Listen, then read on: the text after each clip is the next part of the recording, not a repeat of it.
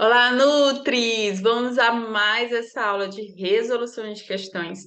Hoje eu trago questões da FGV, que é uma banca de concursos chamada Fundação Getúlio Vargas, certo? É uma banca também muito requisitada para concursos públicos, tá?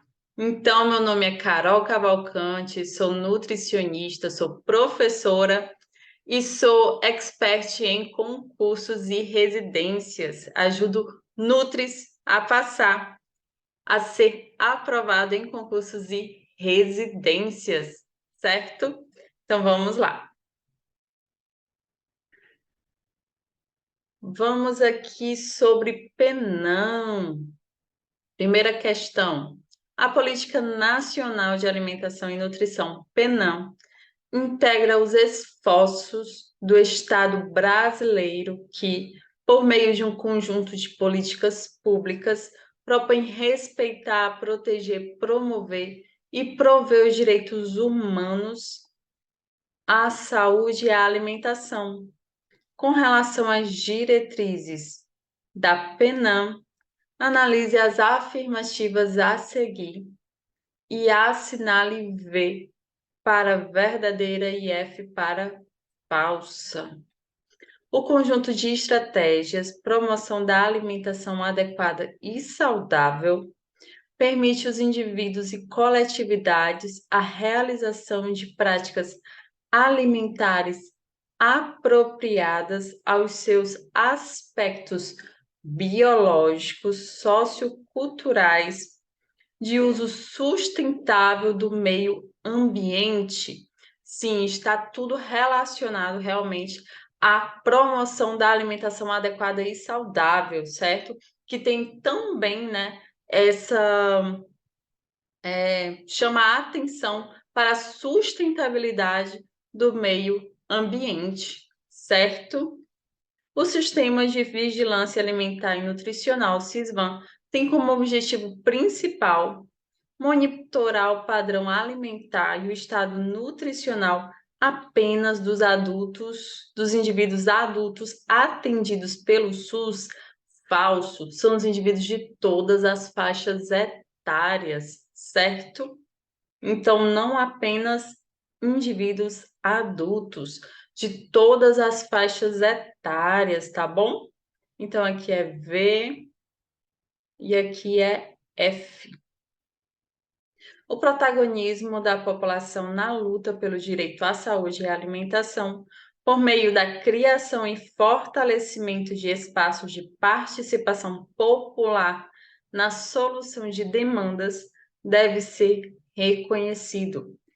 Sim, com certeza, sempre, né, em prol população, da população brasileira, né, que é para quem é feito essas políticas de alimentação, certo?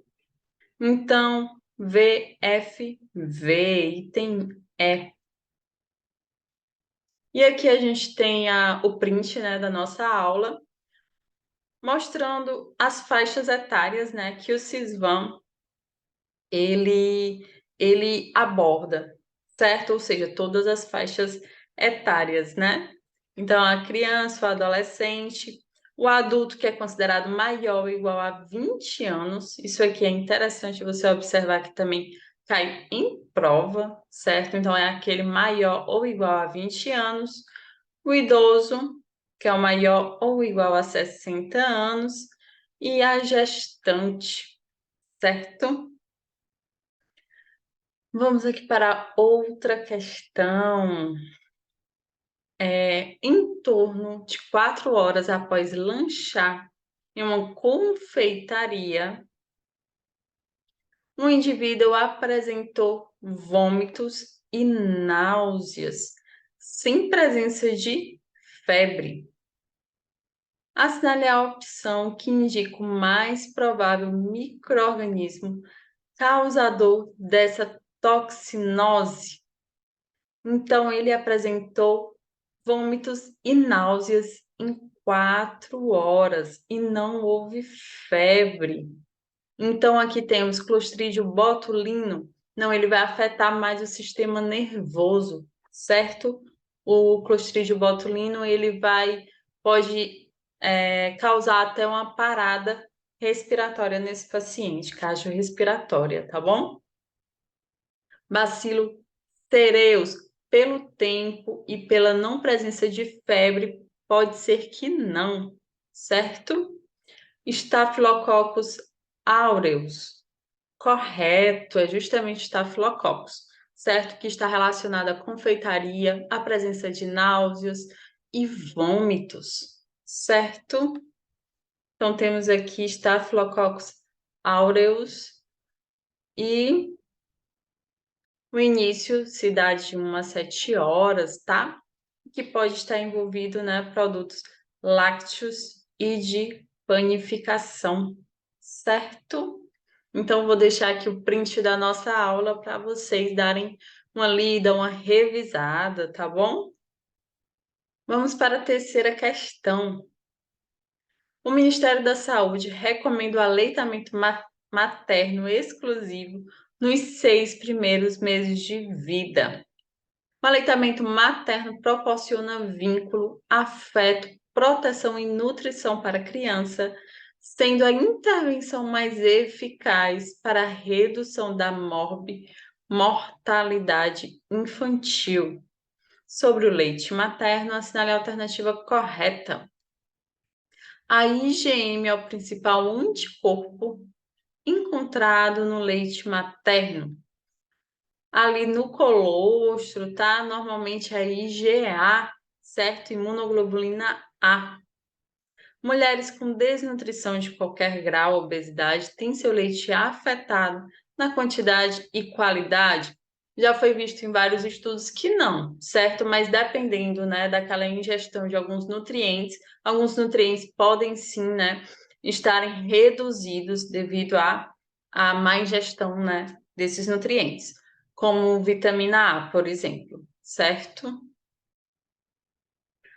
O colostro possui mais lipídios e menos proteínas do que o leite maduro? Não, ele possui mais proteína, certo? O leite de vaca é rico nas mesmas proteínas encontradas no leite humano? Não, nós já vimos na aula passada, certo? Que em algumas aulas passadas, que o leite de vaca ele vai ser rico em caseína, tá? É tanto que a gente dá aquele visu, né? Leite de vaca, o CAzinho aqui no final tem que lembrar a caseína, certo? E o leite humano, lactoalbumina, certo? Leite humano, lactoalbumina. E a concentração de gordura no leite aumenta no decorrer da mamada? Correto, item E. Então, aqui temos também o print da nossa aula, que tem o resumo aí do colostro, né, do leite de transição, leite maduro. E aqui a gente pode ver que, que é rico, né, que contém IgA, que é a imunoglobulina A, em relação ao colostro, certo? E que tem uma elevada concentração de proteínas, certo? Sobre a educação alimentar e nutricional.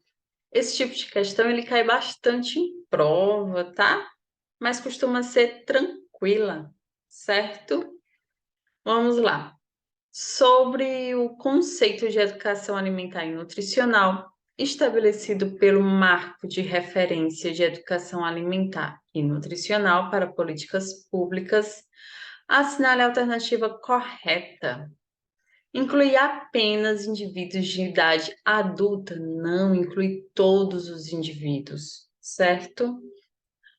É configurado como um campo de prática uniprofissional? Não, ele quer deixar, né, o brasileiro ele um pouco mais independente nas suas escolhas, certo? E envolve todos os profissionais, tá bom? visa a promoção e a prática supervisionada de hábitos alimentares? Também não. Como eu falei, ele quer deixar o brasileiro mais independente nas suas escolhas, com boas escolhas. Considera todas as etapas do sistema alimentar? Sim, e todas as idades, certo? Como a gente já conversou, tá? Orienta a prática e favorece o diálogo entre profissionais de saúde. Ele favorece o diálogo entre, né, os usuários, né, do SUS, entre os brasileiros, né? Então, ele vai favorecer, como eu falei, uma melhor qualidade alimentar da população brasileira, certo? É esse o ponto-chave, né, da educação alimentar e nutricional, e não favorecer a relação entre profissionais de saúde, tá? Avaliação, vamos para outra questão. A avaliação nutricional identifica os distúrbios nutricionais para uma intervenção adequada na manutenção ou recuperação do estado de saúde do indivíduo. Assinale a opção que apresenta o método de avaliação nutricional que mede o tamanho corporal e as suas proporções. E temos aqui a antropometria, certo? E é o método correto, tá? A antropometria ele vai nos dar o tamanho corpóreo e as suas proporções, certo? É possível a gente medir a altura, é possível a gente medir a quantidade de gordura no corpo, né? A quantidade de gordura corpórea, certo? A porcentagem de gordura, assim como a porcentagem de massa muscular, certo? Tudo relacionado à antropometria, tá? A bioimpedância, ela também vai nos ajudar a entender a composição corporal desse indivíduo. Entretanto, ele não vai medir esse indivíduo, né? Não vai fazer ali a altura, por exemplo, desse indivíduo, certo? Do avaliado, no caso. O exame físico, ele vai avaliar de uma forma subjetiva a composição corporal desse indivíduo. É possível, né? A gente ver se esse paciente teve uma depressão muscular, se esse paciente teve uma depressão das reservas gordurosas do corpo, né? Corporal, certo? Então é mais nesse aspecto. A força de preensão manual vai nos dar a ideia vai nos dizer se esse paciente tem ou não sarcopenia, se esse paciente tem ou não uma massa muscular favorável, certo? E o índice creatinina, altura, também está relacionada à massa muscular desse indivíduo, certo? Então, o único que nos resta realmente é a antropometria, tá? Em relação aos alimentos, então vamos aqui para a técnica dietética. Os alimentos devem ser adquiridos em estabelecimentos que prezam pela limpeza e organização e que favorecem produtos em bom estado de conservação. Sobre a seleção de carnes, assinale a afirmativa correta. Peixes frescos apresentam escamas pouco aderidas. Ele quer a correta, certo? Então, os peixes devem estar com as escamas aderidas, certo? E não pouco aderidas, tá bom? Carnes frescas apresentam cor vermelho escuro ou amarronzados. Não, tem que estar aquele vermelho mais vivo, vermelho brilhante, tá bom? Peixes frescos apresentam olhos brilhantes e transparentes. Correto. Carnes frescas apresentam gordura aparente de cor escura. Não, ele tem que estar com a gordura clara, certo? Um aspecto mais para branco, né? Ali é uma corzinha mais clara, tá? Para representar ali a gordura na peça de carne, tá? O acúmulo de água em embalagens de peixes congelados demonstra boa conservação do produto? Muito pelo contrário, tá? O acúmulo de água, ele mostra uma má conservação desse produto, certo? Pode-se dizer até que ele foi congelado e descongelado algumas vezes, tá? Tem alguns estabelecimentos, né, que podem desligar os freezers, os congeladores para economizar energia e dessa forma vai estragando ali o produto, tá? Então, item C. Dentre os açúcares listados a seguir, assinale o que apresenta o maior grau relativo de doçura. Nesse caso, a gente sabe que a frutose, ela realmente apresenta, né, o maior grau de doçura, certo? Então, a frutose, tá? Que é bem adicionada, né? Que é adicionada até na indústria, certo? De uma forma não saudável para adoçar os alimentos, tá bom? Uma das operações realizadas no pré-preparo dos alimentos é a subdivisão por separação das partes.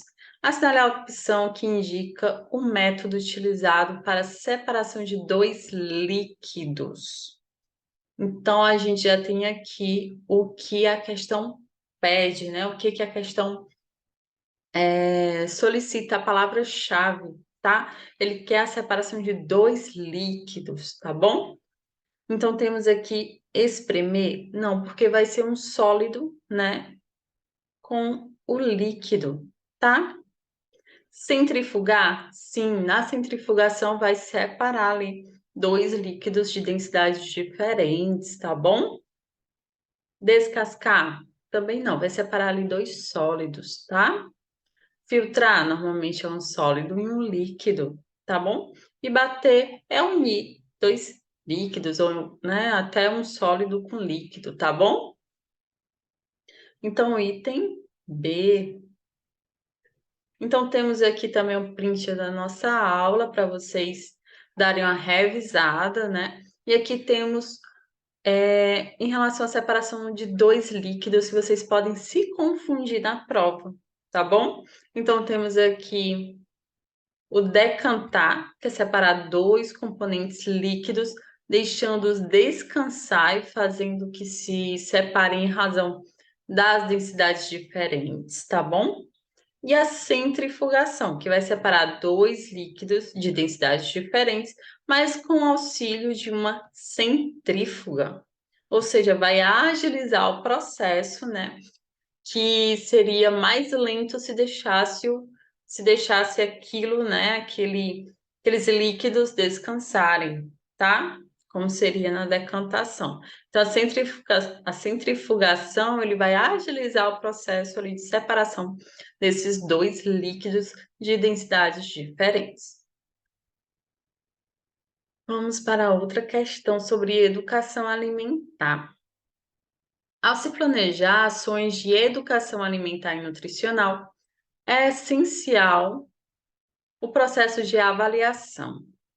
Com relação às avaliações das ações de EAN, que é Educação Alimentar e Nutricional, analise as afirmativas a seguir e assinale V para verdadeira e F para falsa. O objetivo é principalmente avaliar a apreensão das informações partilhadas. O principal objetivo seria fazer, né, com que aquela educação fosse compreendida pelos participantes, certo? Então, essa não é uma opção mais correta, tá? Os resultados devem ser refletidos junto aos parceiros das atividades.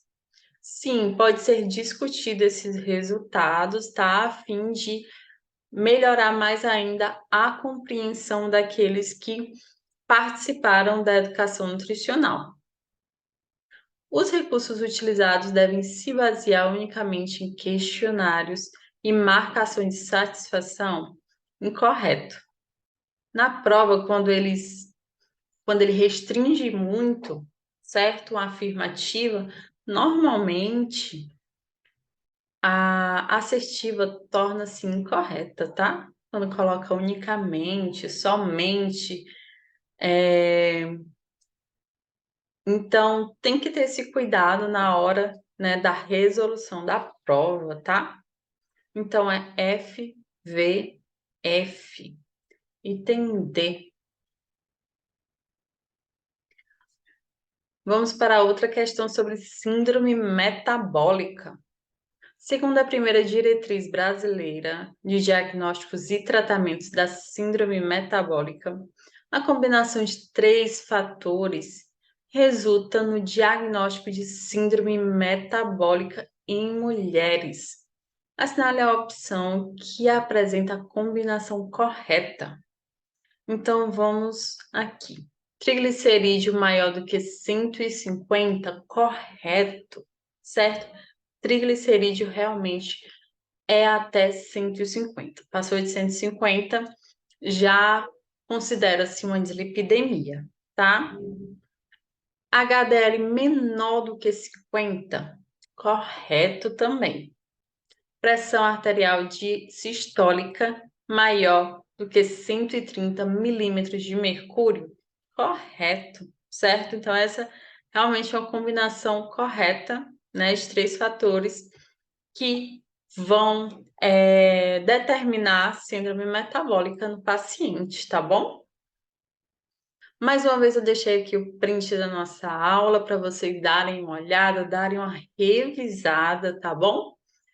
E temos aqui de várias referências, tá? Temos aqui da National Cholesterol Education Program, da IDF, que é da Diabetes Federation, e da OMS, certo? Então, temos aqui triglicerídeo maior ou igual a 150 miligramas por decilitro, mulheres menor do que 50 miligramas por decilitro em relação a HDL, e a pressão arterial maior ou igual a 130 por 85, certo? Então, é isso. Então, eu vou ficando por aqui. Peço vocês o like, se inscrevam no canal. Temos toda semana, na terça e na quinta, vídeos novos, né? Sempre tentando aí ajudar vocês a alcançar mais rápido a aprovação, tanto na residência quanto em concursos. E vejo vocês na próxima aula. Beijo, tchau!